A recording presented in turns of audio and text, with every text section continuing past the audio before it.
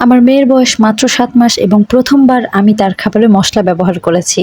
কি মসলা ব্যবহার করেছি সেটাই থাকবে আজকের ভিডিওতে। আমার মেয়েকে আমি যেকোনো খাবার ৩ দিনের রুল ফলো করে দিয়েছি এবং এতে করে আমার সুবিধা হয়েছে কোন খাবারটাতে তার অ্যালার্জি আছে, কোন খাবারটাতে তার কনস্টিপেশন হয়, হজম হয় না এটা জানতে আমার সুবিধা হয়েছে। সলিড শুরুর জার্নিতেই আমার মেয়েকে প্রথমেই আমি গাজর ইন্ট্রোডিউস করাই এবং তার গাজর খুবই পছন্দ।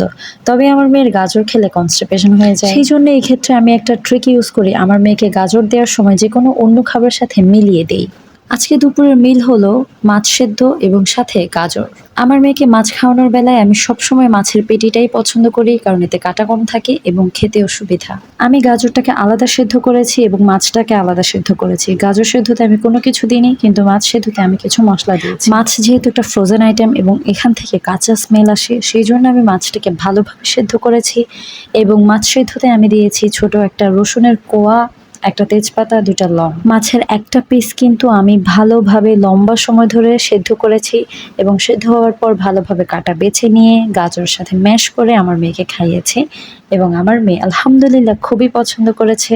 আমি প্রথমে বললাম আমার মেয়ের গাজর খুবই পছন্দ।